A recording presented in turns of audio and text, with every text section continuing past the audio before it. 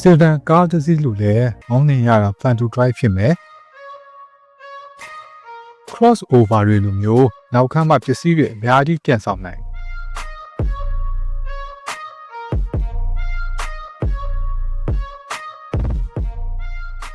လူ9ယောက်ခန့်တင်ဆောင်နိုင်ပြီး Sport ကားတစ်စီးလိုမျိုးမောင်းနေနိုင်တဲ့ Sport Wagon ကား3စီး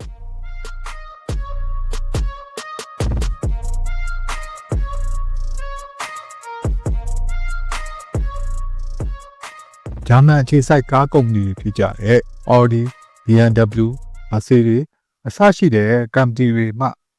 ထုတ်လုပ်ထားပြီးကားရဲ့ဒီဇိုင်းပုံစံတွေ engine, transmission အစရှိတဲ့ကား information တွေနဲ့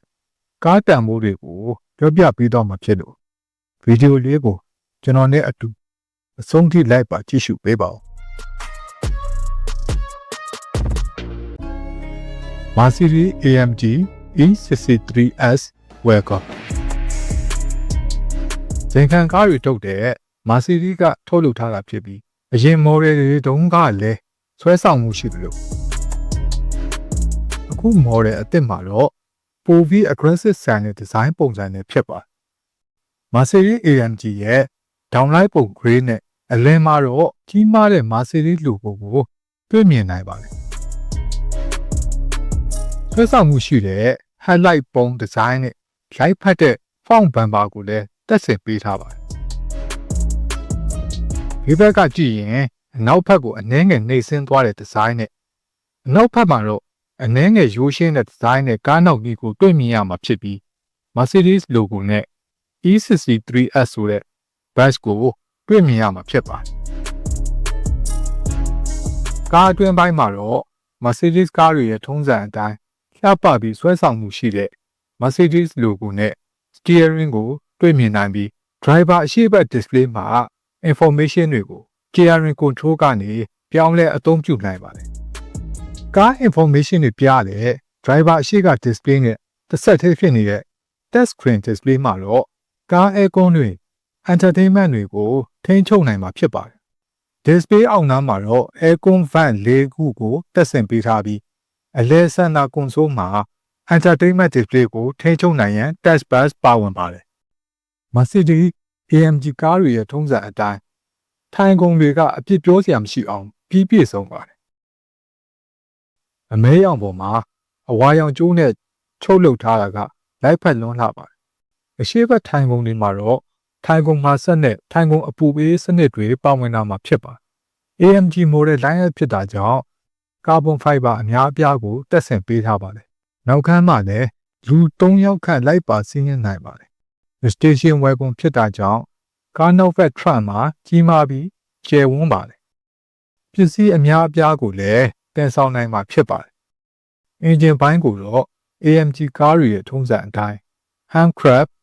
4 liter twin turbo V8 engine ကိုတက်ဆင်အသုံးပြုထားပြီးမြင်းကောင်ကြီး600ကျော်ထွက်ပါတယ်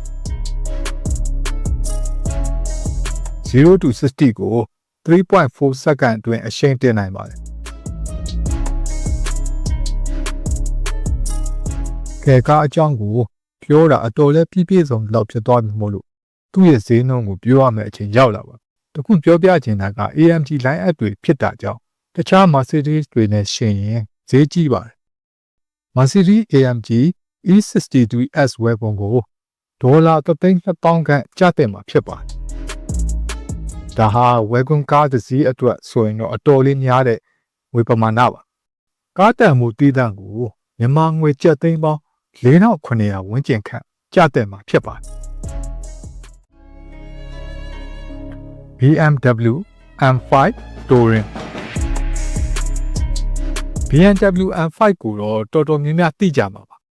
ဒီကားကတော့ BMW M5 ရဲ့ wagon version ဖြစ်ပါတယ် BMW M5 Touring model ပဲဖြစ်ပါတယ်အရှိဘက်ဒီဇိုင်းမှာတော့ BMW M5 နဲ့တူတူပဲဖြစ်ပြီး BMW ရဲ့ signature grey design နဲ့ aggressive ဆန်တဲ့ bumper ကိုတွေ့မြင်နိုင်ပါတယ်ကား LED headlight design ကလည်းခေတ်ရှိပြီးတဲ့ design နဲ့ဆွဲဆောင်မှုရှိပါတယ် ဘေးဘက်မှာတော့ဝယ်ကွန်ဖြစ်တာကြောင့်အနောက်ဘက်ကိုနှိပ်စင်းသွားတဲ့ပုံစံနဲ့တွေ့မြင်နိုင်ပါတယ်။ကားအနောက်ဘက်ဒီဇိုင်းမှာဆွဲဆောင်မှုရှိပြီးကားအနောက်ဘက်မီးမှာ M5 နဲ့တူတူပဲဖြစ်ပါတယ်။ Dual Exhaust နဲ့ Diffuser ကလည်း aggressive ဆန်ပြီးကားကို sporty look ကိုရစေပါတယ်။ performance ကိုဦးစားပေးတဲ့ဝယ်ကွန်ဖြစ်တာကြောင့် weight saving အနေနဲ့ကားဘက်မှန်တွေမှာပါကာဗွန်ဖိုင်ဘာကိုအသုံးပြုတပ်ဆင်ပေးထားပါတယ်။အတွင်းကမ်းမှာတော့ BMW M Performance ကားတွေရဲ့ထုံးစံအတိုင်း D-shape ပုံ M steering ကိုတပ်ဆင်ပေးထားပြီး track နဲ့ performance racing အတွက် M1 M2 ဆိုပြီးအနည်းရောက်ကလုတ်နှစ်ခုပါဝင်ပါတယ်။ကား information တွေပြတဲ့ driver အရှိ display မှာတော့ BMW ရဲ့ M Performance ကားတွေမှာပါဝင်တဲ့ graphic design ကဆွဲမှတ်ဖွယ်ကောင်းပါတယ်။အလဲ center display ကလည်း driver display နဲ့တစ်ဆက်တည်းဖြစ်ပါတယ်။ကား start stop button ကိုအနည်းရောက်ကလုတ်နဲ့ပြုလုပ်ပေးထားပြီးကား gear shifter ရဲ့ design မှာပုံစံဆန်းသစ်ပါ။ BMW iDrive system ဖြစ်လဲကား entertainment တွေကိုထိန်းချုပ်အသုံးပြုနိုင်ပါတယ်။ BMW ရဲ့ ambient lighting ကလည်းတခြားကားတွေနဲ့မတူဘဲ unique ဖြစ်ပြီးကွဲထွက်ပါတယ်။တူတုံးလေသာနှစ်ယောက်နဲ့ကားထိုင်ကုန်ဒီဇိုင်းက sporty ဆန်ပါတယ်။ကားအနောက်ဘက်မှာလူ၃ယောက်ခန့်လိုက်ပါစီးနှင်းနိုင်ပြီး panoramic sunroof ကိုတက်ဆင်ပေးထားပါတယ်။ဝယ်ကွန်ဖြစ်တာကြောင့်ကားအနောက်ဘက်မှာပစ္စည်းတော်တော်များများကိုတင်ဆောင်နိုင်ပါတယ်။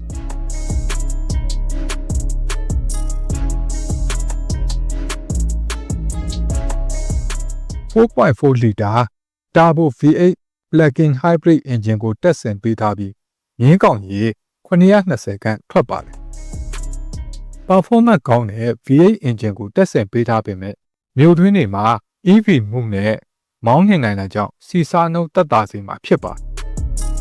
။ဝယ်ကွန်ဖြစ်တာကြောင့် Family ကားတစ်စီးပွဲအသုံးပြုနိုင်ပြီးလိုအပ်ပါကပြိုင်ကားတစ်စီးလိုမောင်းနှင်နိုင်မှာဖြစ်ပါတယ်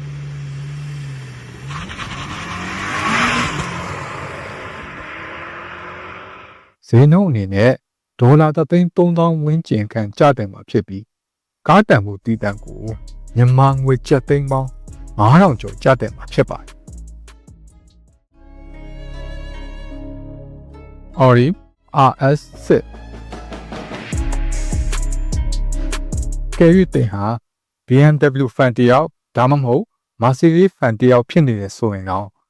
Audi RS6 ရဲ့ဒီဇိုင်းကဆွဲမှတ်ဖွယ်ကောင်းလို့ပါတယ်ဆိုတဲ့အချက်ကိုတင်ငင်းနိုင်မှာမထင်ပါဘူး။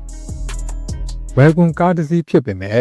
ဆွဲဆောင်မှုအပြင်းလို့တဲ့ဒီဇိုင်းကကားချစ်သူတော်တော်များများကိုညှို့ယူဖန်ဆားနိုင်ခဲ့ပါတယ်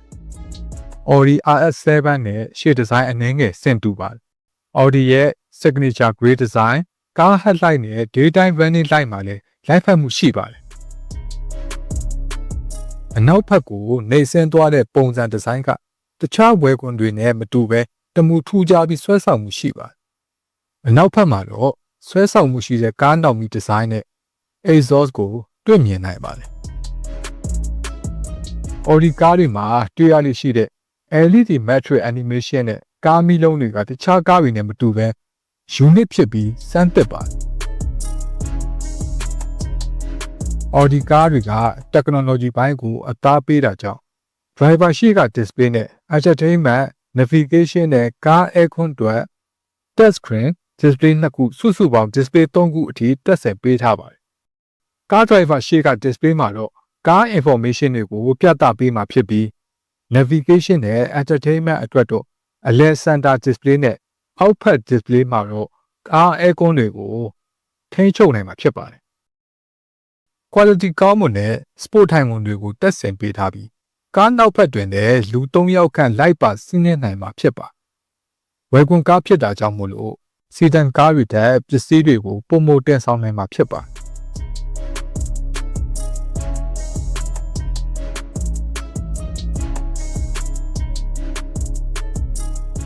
Audi RS6 ရဲ့တန်ဖိုးကတော့ဒေါ်လာ3,300,000ကျော်တန်ကြေးရှိပြီးကားတန်ဖိုးတည်တံ့ကိုမြန်မာငွေကျပ်သိန်းပေါင်းကျတယ်မှာဖြစ်ပါတင်ရောဒီဝယ်ကွန်3စီးတဲ့ကဘယ်တစ်စီးကိုများကြိုက်နှစ်သက်ပါတလဲဘာကြောင့်ကြိုက်နှစ်သက်လဲဆိုတာကိုပါကွန်မန့်မှာမျှဝေပေးသွားပါဦး ကားနဲ့ပတ်သက်တဲ့အကြောင်းအရာတွေကိုတင်ဆက်ပေးတော့မှာဖြစ်လို့ subscribe မလုပ်ရသေးရင်ကျွန်တော် channel လေးကို like နဲ့ subscribe လုပ်ပေးသွားကြပါဦးအဆုံးထိကြည့်ရှုပေးတဲ့တယောက်ချင်းစီကိုကျေးဇူးအများကြီးတင်ပါတယ်